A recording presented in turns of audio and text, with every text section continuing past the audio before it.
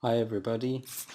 This is Mazen Hassan, and I'm going to um, basically give you an example of how a lab experiment could be designed to tackle a certain research question, and then how to write a whole paper about it.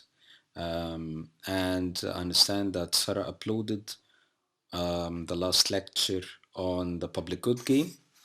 So this actually is a paper, a joint work that also involves Sara and Inchi, who is going or supposed, I'm not sure whether this is going to happen or not, to teach you a software that is the standard in running experiments, which is Zetri, and with Stefan Vogt from Hamburg University.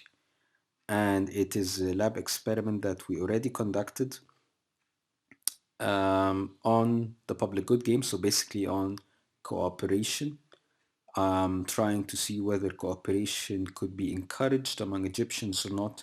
So primed basically means more or less encouraged, but in a subtle way, not enforced via legal means, but indirectly um, or indirect encouragement of people to cooperate.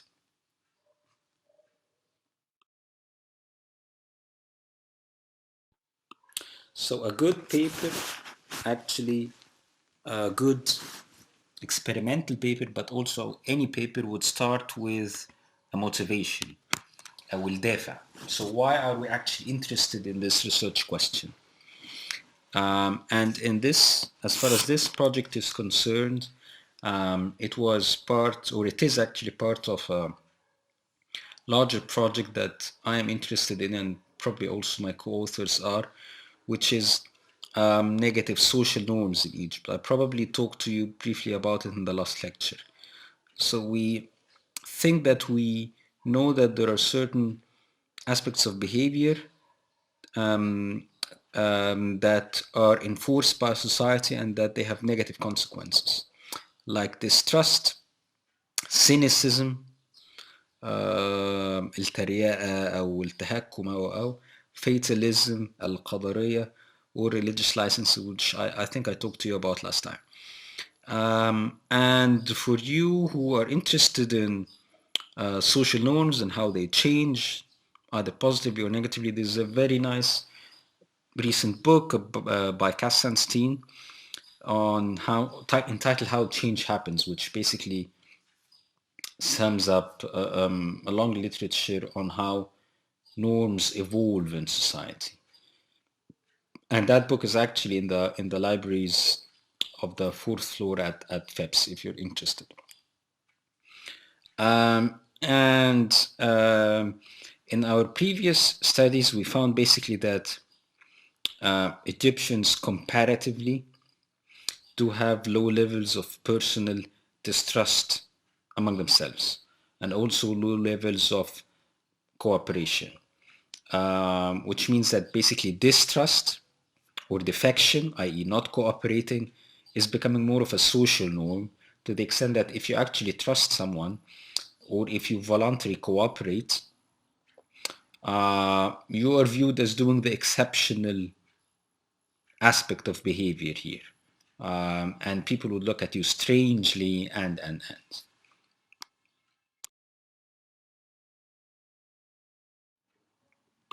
So for example, in the most recent wave of the World Values Survey, which is wave 7, which was conducted in Egypt in 2018, and for those of you who are interested, the results would be out hopefully by July, this July. I mean, this was the plan to hold the conference in Portugal and announce the results. I'm not sure whether this would go ahead as planned, but putting the results online will probably be by the summer. But anyhow, the World Value Survey or مسح القيم العالمي would reveal, as you could see from the graph, how the level of interpersonal trust has been really shrinking in Egypt since over the past, especially since 2012. So the standard question that is asked over with the same wording over the different waves in Egypt and everywhere basically is how far do you think that you would you think that you need to be careful in dealing with other people, or would you say that most people could be trusted? And if you choose the first option, it means that you tend to distrust other people. If you choose the second one, this means that you tend to trust other people. And as you can see, the bars, the more or less blue bars, the percentage of trust was 18.5% among Egyptians 2008, increased very favorably actually to almost a quarter of Egyptians trusting each other in 2012, but then it took a huge dip in 2018 and it's now around 7.33. Okay, the data are a bit old, maybe 2 years old. I'm not sure major shifts have occurred in the past 2 years. But this is actually comparatively very low because we know that the average in the developed world is 40%. So Egyptians, only 7% of Egyptians trusting each other. That's quite low. And research tells us that this has huge developmental consequences because you need trust to establish a company. You need trust to form a political party, an interest group, a social movement, to even have the least effective government organization. People need to trust each other. If they distrust each other, you are paying too much cost on transactional, you're paying too much, transactional costs. Well, let me give you a very, very quick example. If you, there was an example, for example, if you lose, and this has happened to me. When I was coming to Cairo airport and then most of the passengers had their luggage lost. And then they had to go and report that their luggage was lost and they had to give an address so that the airline would ship the lost luggage to their homes the next day or in 2 days whenever the luggage actually arrives at Cairo airport again. And then all passengers were given the option of, would you like to come and pick your suitcases yourself, or would you like to have them delivered to your home? At no charge, basically. So most of Egyptians who were queuing at the airport, who were passengers on this aeroplane, basically said, well, I'm not sure, maybe the driver that would deliver the suitcase to our house would open some of them, blah, blah, blah. So I do not really trust the driver, so I'll be coming and pick my luggage myself. So imagine all the cost of around 200 passengers who have collectively decided to distrust the driver, and now they have decided to come all over again to the airport in 1 or 2 days. Some of them will be coming from the other part of Cairo, paying fuel and wasting money and time just because they distrust the driver. So imagine this then happening on a daily basis among millions of Egyptians, where their distrust among each other increases much of their daily costs.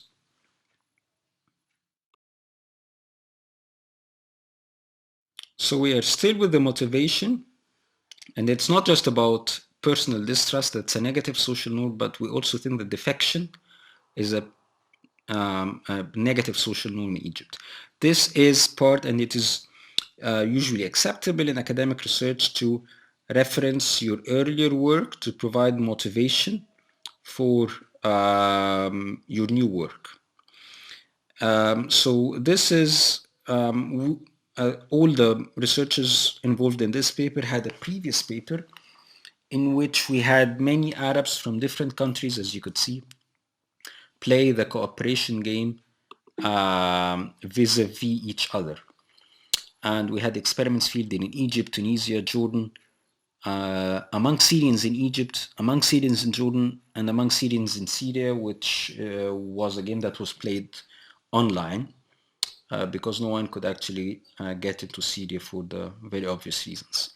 And as you could see from this graph, this graph just shows you the how many times or the percentage by which subjects chose the cooperative option and not the defection option in a prisoner's dilemma game. And I'm sure you understand from the lecture that Sara uploaded that basically we're all better off cooperating, but we do not trust each other, or I do not trust that the other subjects would cooperate, so I choose to defect. But if we all defect, we all lose basically. So Egyptians compared to Tunisians vis-a-vis each other, Jordanians vis-a-vis each other, Syrians in Egypt, Syrians in Jordan, Syrians in Syria, are the least likely to cooperate. And again, we know from the literature how crucial it is for a society to cooperate. And I would encourage you all to read Ostrom, the reference downstairs, the reference below. And the book is titled, I think, Governing the Masses, if I can remember correctly. And again, it's available for any one of you if you want to read it. It's in the libraries. The library is on the fourth floor. Ostrom is a very famous name. You as economists should know. She's the first woman to win the Nobel Prize in economics. And she has made it quite clear how we could never preserve natural resources, forests, fisheries, etc., unless we choose to voluntarily cooperate. And as you could see right now with the coronavirus, the virus could be suppressed, or actually the infection rate could be lowered and remain within the capacity of the national healthcare system if we all cooperate and stay at home. And that is something that has to be done voluntarily. If many of us defect for any reason, the virus will get spread and it will affect everybody. So this is a very clear example of cooperating at times of crises and how this could save lives and save economies, because understandably, if economies remain shut for a very long time, then we're talking about an economic disaster. The same is happening with not stockpiling when you buy food supplies at shops, just buying whatever just what you need and not much more than this, enables other than to also buy whatever supplies they want. So all these are now, I would say, stereotypical and magnificent examples of voluntary cooperation and how it can lead society to progress or lead society to fall into a disaster.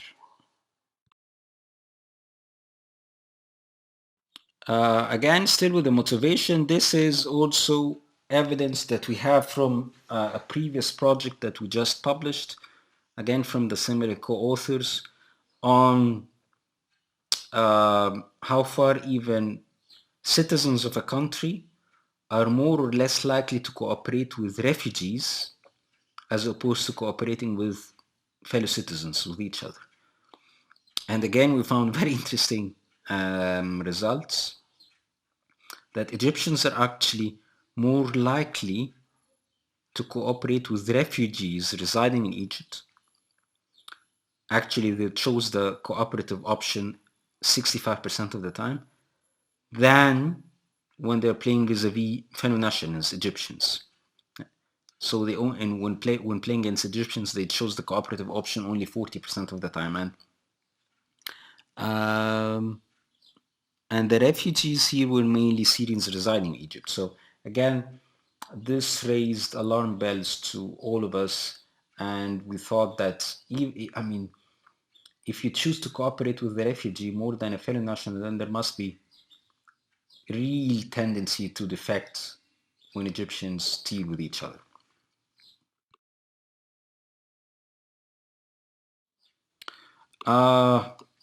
Before the corona, virus erupted, I used to mention this example whenever I presented this piece of work. It's a bit funny actually, and I'm sure most of us are familiar with such daily examples in our lives in Cairo. So this is basically the standard hanging sign that you would find in many apartment blocks in Cairo. People urging people who do not pay their due share in any maintenance cost done to the apartment building, and in this case, it's basically مواسير الصرف, which are the sewer pipes. In other cases, it's not paying your share in maintaining the elevator or cleaning the stairs or whatever. And it just tells you how this problem, and of course, by law, no one can force you, or it is very costly to take you to court because you're not paying your monthly maintenance cost in any apartment building. And as you can see here, I'm not sure they all can read it. Maybe the resolution is not very fine, but it says basically على السادة متأخرين في دفع مصاريف تغيير مواسير الصرف بالعقار مبادرة بدفع دفعة أولى مبلغ 1000 جنيه، دفعة أخيرة 700 جنيه، الإجمالي 1700. نرجو عدم التأخير في السداد وكل عام وأنتم بخير. The interesting bit is that this was hanging in an elevator in an apartment building in Cairo, and then one basically said, well, I'm not going to pay. So he is defecting, and he is not shying away from defecting. Actually, he's making it very clear that I am going to defect, I'm not going to cooperate and do whatever you want to do with me. So again, it shows you that defection is the social norm in Egypt, and people do not feel that there is something wrong about it. So what are our research questions? And again, this is the logic, or this is the sequence that I want you to follow when writing your experimental designs or writing your term papers. So you start with a motivation, which is good. So you emphasize the importance of your experiment and why is it significant that you want to incentivize or disincentivize a certain behavior. And then you move towards a research question. But do not spend that much time as I did in the motivation, because I think that was too long for me. So we had, and again, for questions, it's better for you to have just one question. We had multiple questions, okay, but for you to keep it simple is much better. So we asked, could cooperative behavior be sustained in response to feeling of pride? So if you think that you are among the select few who cooperate, does this then encourage you not to defect or not to decrease your cooperation when you see others defecting or not cooperating? We were interested here in making or basically holding those who cooperate, whom we think are elite,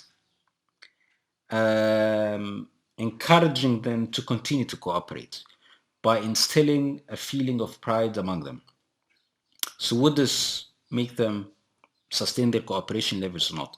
The second question is, well, what about defectors?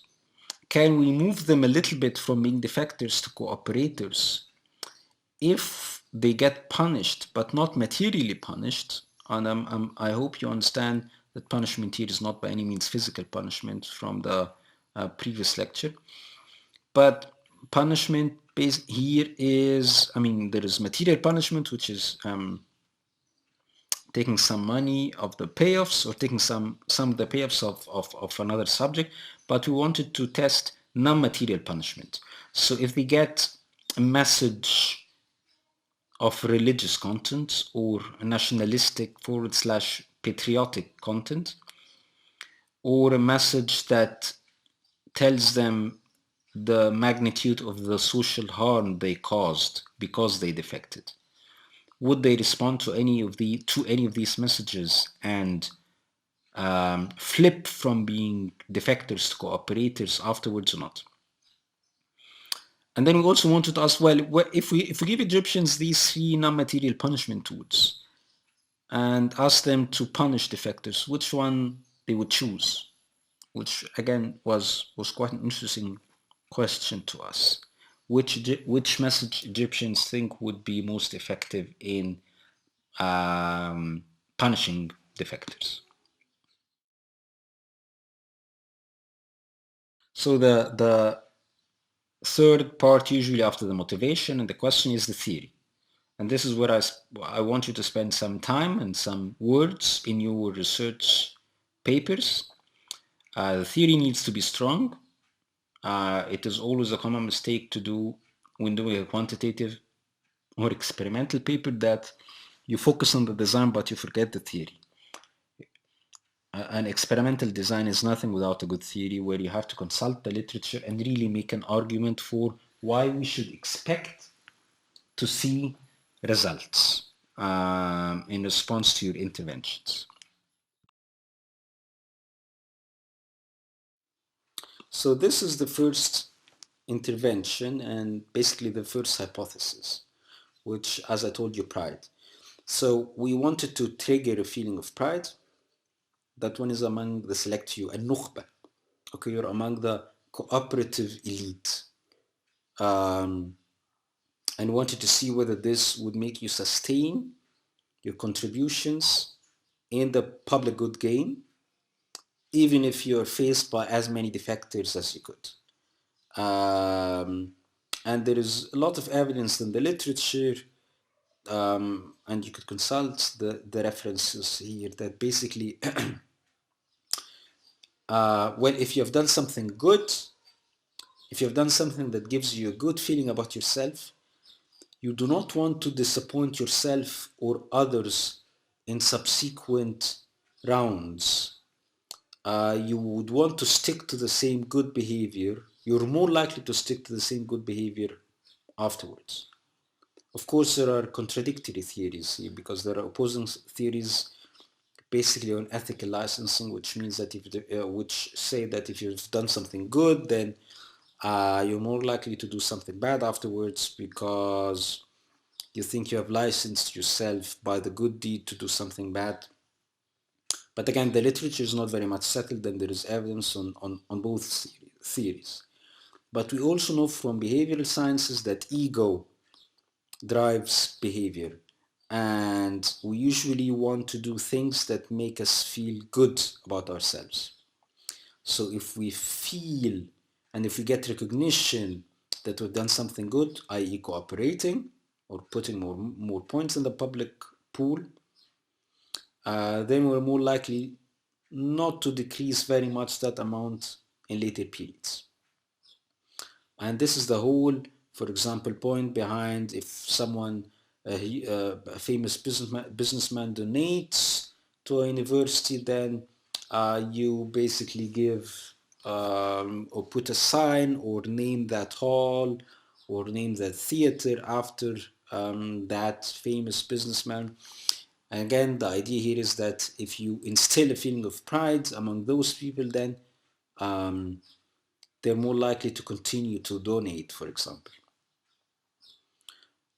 Again, I'm being honest here. There's evidence on the other side of the island. You could all look at a paper by John Tirole on incentives and cooperation. He thinks that this public recognition sometimes crowds the intrinsic motivation to cooperate, and thus might eventually decrease cooperation, because it might make people uh, um, decreasing cooperation in order not to appear that they are after the public recognition. But anyhow, I think I'm completely honest here. There is literature. There are conflicting hypotheses, but we want to focus here on just a feeling of pride in a public good game, and whether it increases or sustains the level of cooperation of cooperators. So our first hypothesis is highlighting a feeling of pride from being among the few cooperators, is another typo here, is likely to sustain high contributions. So I think I'm taking a lot of time, so I will try to move fast a little bit. I don't want you to get bored. So our second hypothesis, sorry, is punishment using a religious message. So we know that in this part of the world, in the Middle East, whether you're a Muslim, Christian, or actually even a Jew, religion plays a huge role in public life. And there is a lot of experimental evidence, anecdotal evidence that religious discourse contributes to how people form, how people judge their candidates, how people judge parties. It affects voting behavior and even affects women empowerment. I encourage you to look at the Masood paper here cited in 2016 in CPS Comparative Political Studies Journal. Especially in Egypt, there's a lot of survey evidence that 97% of Egyptians in 2010, I know that's 10 years ago, say that religion is important in daily lives.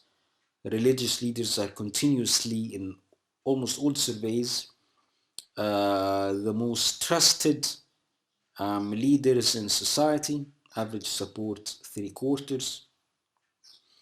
And we also know that religious discourse has been used and overused by Egyptian politicians for a very long time. Sadat used to famously call himself the faithful president.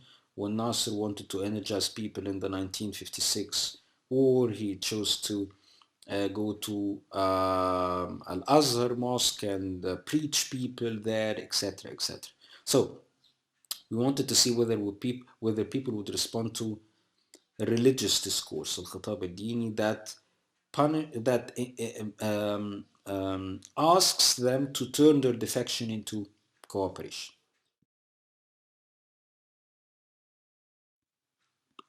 So our third hypothesis is punishment using nationalistic message. We're actually now not really calling it nationalistic, but patriotic message. So we know that, again, one of the drivers of Egyptians'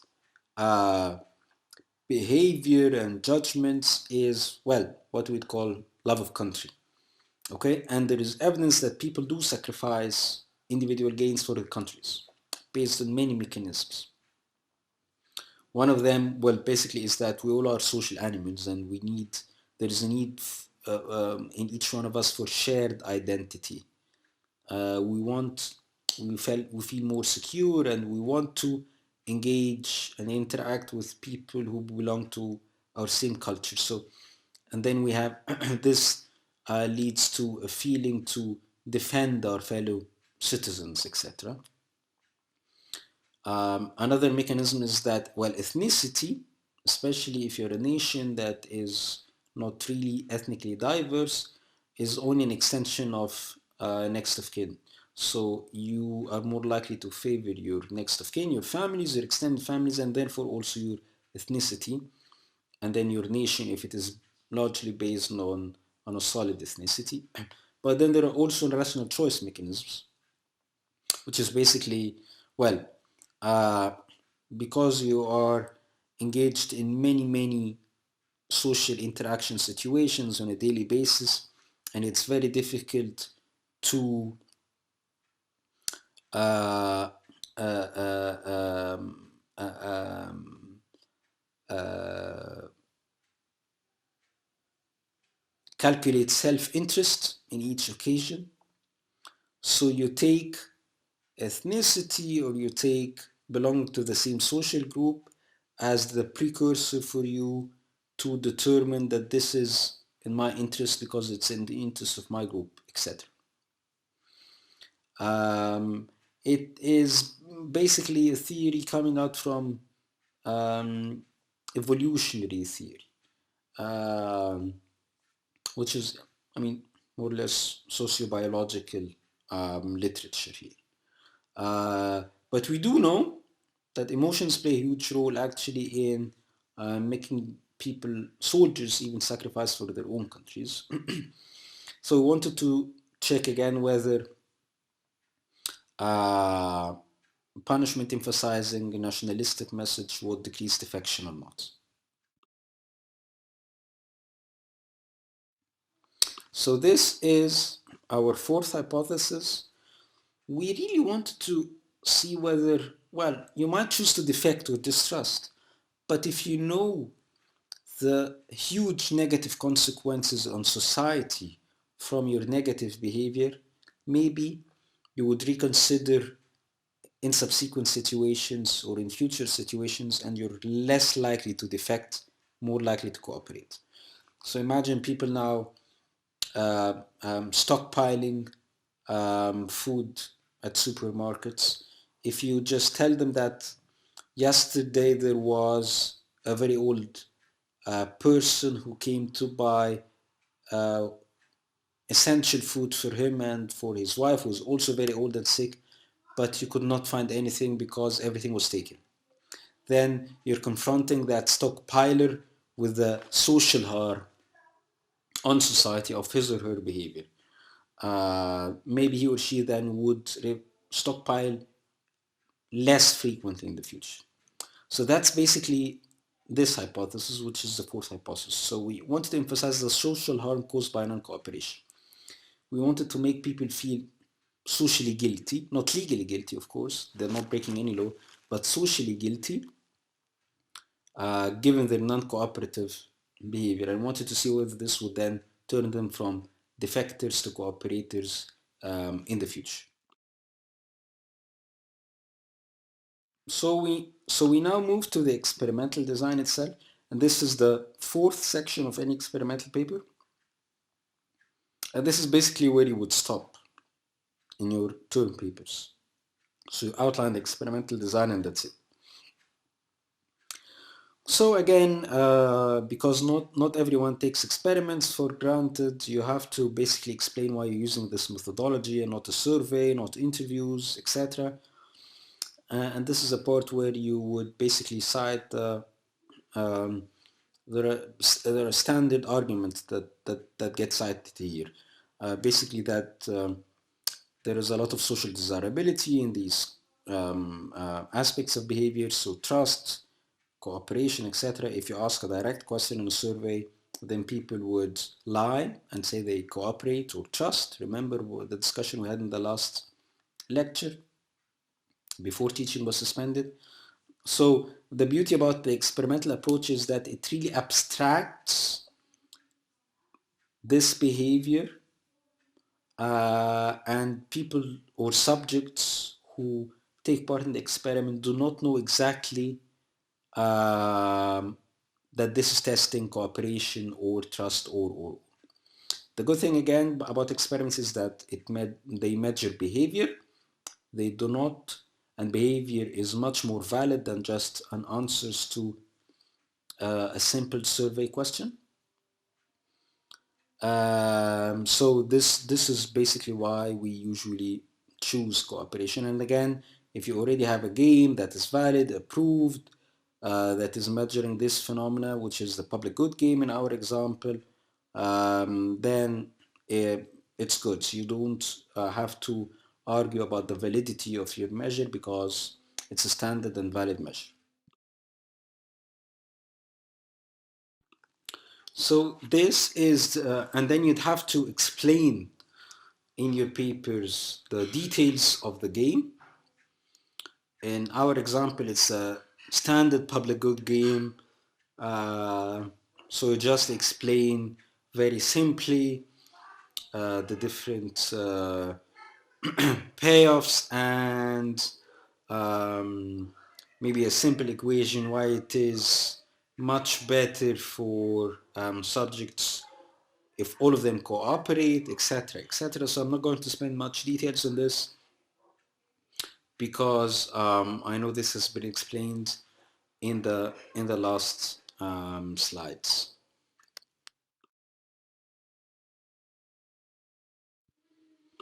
Apart from public good, so this is then usually you need to maybe explain in a paragraph in text, not in an equation. The game, the what we'd call then the design or the flow of the game. So as the usual public good game, so you get subjects in a lab, and then you divide them into groups, but of course they sit on different computers, and it does not mean that you're sitting next to the person who is in your group, but the computer does this randomly. You might be teamed up with a person who is sitting very far away from you. So groups of 4 subjects. Each subject is endowed with 20 points endowment, and you're given 2 choices basically to put any number of points from this 20 points in a group account, where for any point you put, you get only 0.4 points. And again, for any point that any other person in the group puts in the group account, you get 0.4 points. There are many variations in the public good game, by the way, but we chose, I think this is the pretty much the standard one. So for each point you get 0.4. But of course, if you keep any point in your private account, you get in return 1 point for that point. So obviously, again, you benefit more if you defect alone, but if we all cooperate, then we're better off. And then subjects were given the instructions, and they were given 2 examples and a lot of practice rounds just for us to make sure that they understand the difference and that they know that the different scenarios basically. And subjects had to solve, well, if 2 people put that number of points in the group account and in the private account, how much would it be their payoffs, etc. And they had to answer correctly. If they do not answer correctly, then they are moved back and they have to be explained the answer, and then they have to answer correctly again, etc.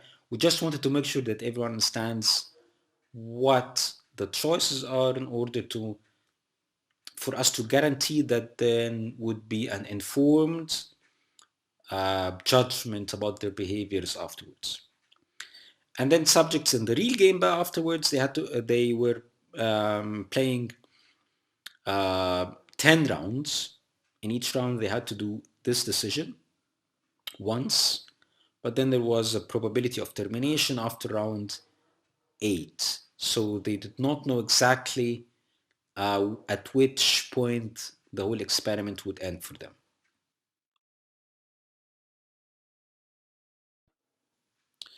So this is a screenshot of what subjects used to get.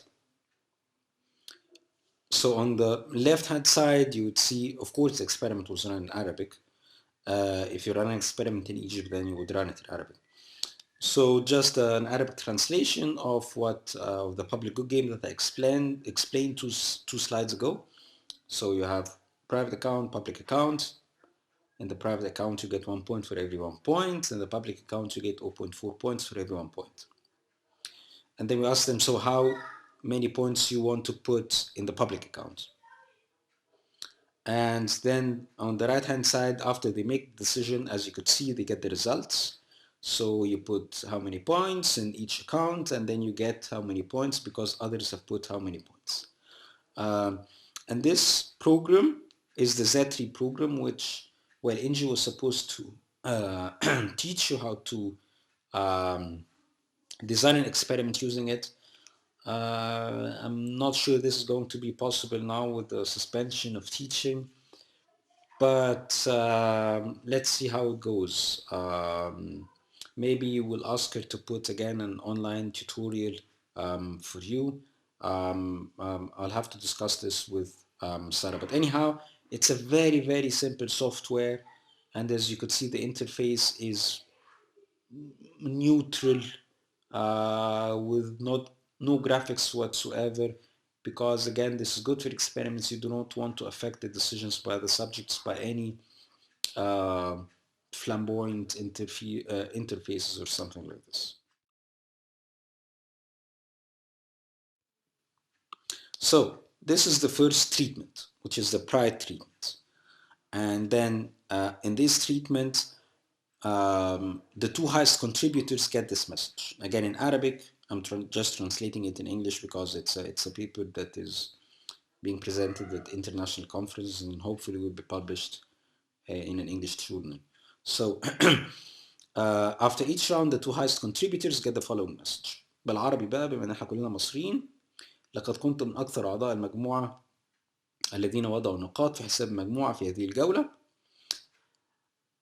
عدد قليل فقط من الأفراد في المجتمع هم من يقوموا بهذا السلوك المتميز. So it is this second sentence that we think would trigger the pride treatment that then would eventually make sure that those high cooperators would remain cooperators in subsequent rounds. In the other treatment, which is the social punishment treatment, you, if you are a defector, then you get one of these four messages. Actually, let me rephrase. If you are a cooperator, you have the choice to send one of these four messages to the defectors, and the defectors were defined as the subjects that the two subjects that contributed the least in the group account in this group, which is again is a group of four. So we basically divided them into two cooperators and two defectors, depending basically on who donated more in the group account. And again, of course, the line of demarcation between defectors and cooperators differed between one group and the other. So if you're a cooperator, you could send one of these messages, either the religious prime, and as you could see, we had a prime for Copts and a prime for Muslims, but I'm only presenting the prime for Muslims here, but we had a prime for Copts, and in Arabic it's basically hadith إنه خير الناس أنفعهم للناس. And the nationalistic prime is, as you could see, statement number 3 here, which is please increase the points you put in the group account. If each one of us starts with himself, لو بدأ كل منا بنفسه سنستفيد كلنا وستتقدم بلدنا. Or the social harm prime, which is statement number 2 here, basically saying your behavior caused a decrease in the group account by how many points. Again, this figure differed from one group to the other, and we had a formula for calculating it, and it was calculated automatically by the software, and the figure was inserted instantly for each group. All participants would have benefited from if your contributions were the same as those put by the highest contributors. So if you contributed as high as the high contributors, we wouldn't have lost that many points. Or you choose not to send any message at all, because we wanted to make it costly to send a message. So in experiments, it's always good to make a cost for any decision in order, because you're then creating a variable of interest, which is willingness to punish. Some people may choose to pay that cost, some may not. And then after I think after round 6, we had the option of making subjects or giving subjects cooperators, the choice of writing their own message. And now we're analyzing those messages. Some of them are funny, as you could see, because students were sending messages to fellow students. But again, this is basically the second treatment, which is the social punishment treatment, in which cooperators choose one of four options. 3 of them are punishment messages for which 1 point had to be paid. This is just for you to know. This is the interface, of course, in Arabic, of all of these messages. And then, as you could see, I think the font size is too small, but anyhow, You have all the messages in front of you. If you are a cooperator, and then you choose which one to send by clicking الرسالة الأولى الثانية الثالثة لا أريد إرسال أي رسالة. So this is just a sum up of the treatments. As you could see, we had a control, of course, in which subjects played the public good game, and that's it. No one was sending any message to anyone. No one was getting any pride message. And then we had the pride treatment, which is T1 or first treatment. And then we had the social punishment treatment, which is 2, which is then divided into either, depending on the choices of the subjects, religious prime, nationalistic prime, social harm prime, or no message at all. So it's always good to have all your treatments listed in a table like this, just for the reader to get the general picture. I think you would, in all your term papers, you would stop before this slide, because then this is the results, which means that we have actually conducted the experiment. Starting from now, you probably just are not going to include any of these parts in your papers. But since we already have run the experiment, it's good for you to follow. So the first results are usually just to give the reader a feel of the data of your subject. So the basic background statistics, like the mean age, in our case, which was 21 because they were university students, how many males and females. Obviously, we have much more females than males because this was conducted with Defects, and we have a majority of females, urban residents, and of course you have to show the reader the number of subjects in each treatment R, which more or less have to be balanced numerically. So we had 92 subjects in the control, 92 in the pride, 92 in the social punishment treatment. The first result is usually the very general result, so that the reader knows the overall picture right from the start. So as you could see, this is just comparing means. So we're comparing the average contribution, which is the average number of points put in the public account, which is our dependent variable, which is basically the cooperation, the measurement of cooperation. And as you could see here, the social punishment and pride treatment have an average contribution or an average number of points put in the group account higher than the control, which means that our treatments, that there is at least preliminary evidence that our treatments worked, that they managed to increase cooperation levels compared to the control, in which there is no treatment or intervention whatsoever. Which is good, but again, we're not sure whether this is being driven by actually people who got the punishment message, for example, in the social punishment, or people who got the pride message, because it could be people actually who did not get the pride message that increased the contributions. But again, this is the result you would want to get as a preliminary result, but of course you have to dig deeper to ensure that it's our mechanisms, our hypothesized mechanisms that have produced this result.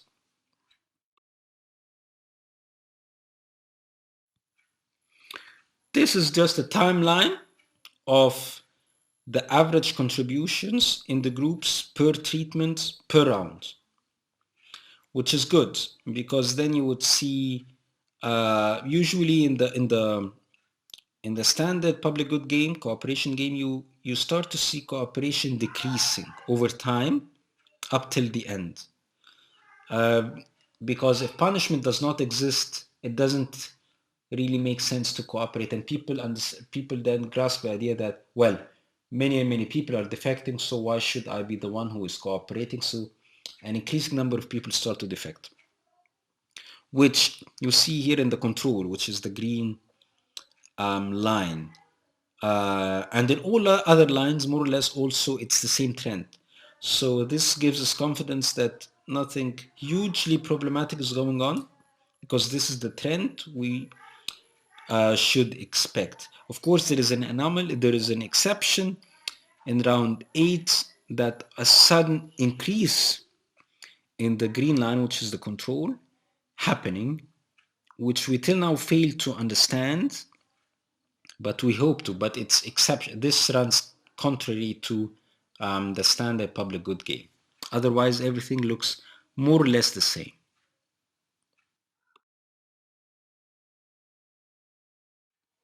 So we had to run a regression in order to see. A regression again is always good, not just comparing means, because the regression allows you to include a bunch of controls, as you could see here. And we then wanted to focus on basically, as you could see, the prior treatment is statistically significant at the 99% confidence level, as well as the punishment treatment. Both of them have positive effect on cooperation levels, even if we control for too many background variables, as you could see. So residence, urban, rural, controlled for, whether you're enrolled in a free government education program or not, income, which is, and it does increase cooperation, which is usually the expected result, which means we're in line with the literature. So the more income you have, so basically asking about the income of the family, the more income you have, the more you're likely to cooperate or put more points in the group account. And this is pride and decision. We wanted to make sure that those who really got the pride message, we asked them after the experiment was done, whether they had taken pride in their decisions today. We wanted to see whether the pride message really triggered pride feeling, and it appears to have done that effect, because if you felt more pride in your decisions, you basically were more likely to put more points in the group account, i.e. cooperate. Obviously, those who believe that change could be done through select few, those who do not believe, I'm not sure whether this is the right, I have to check this, whether this traces people who believe or do not believe in this statement. Yeah, so again, we're controlling for religion, which does not appear to be significant. Age does not appear to be significant. Surprisingly, males are more cooperative than females, and the number of rounds significantly decreases cooperation, which again is expected. So we're now digging deeper in each treatment. Firstly, in the prior treatment, we wanted to see whether the increase in cooperation compared to the control is driven by those who got the pride message or not. And again, the comparison of means, it is obvious here that it is mainly driven by those who got the pride message in the previous round, as compared to those who did not get the pride message. Again, this increases our confidence in our design, and we're not just imagining results, but they're happening the way we hypothesized them to happen.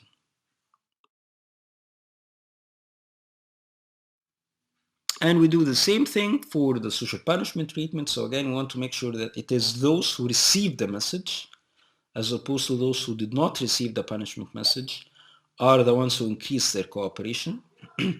And as you could see, the average contribution for those who received the message is 6.7 points in the group account, compared to 3.3 points to those who did not receive the message, which is again a very good robustness check for our hypothesis. And it says basically that it's the mechanism we think is happening is the one driving results. The interesting thing here is that all messages have worked, and there is no difference between these messages.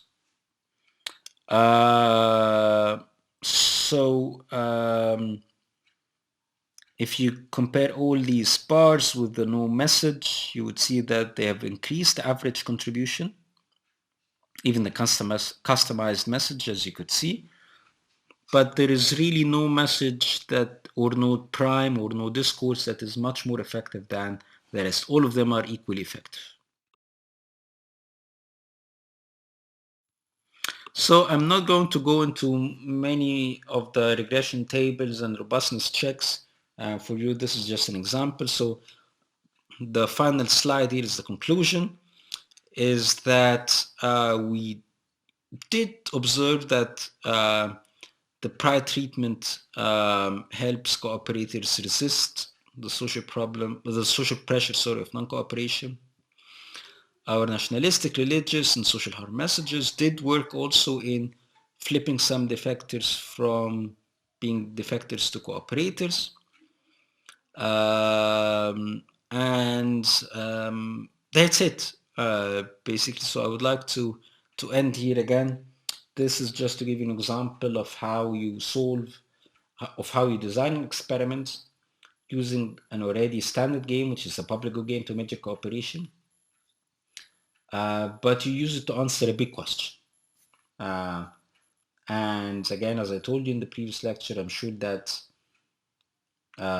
many people are now testing in the field, especially with the stockpiling, etc., of foods against the backdrop of the coronavirus, much of the dynamics of cooperation in the field. If you have any questions, please do email me. Thank you and stay safe.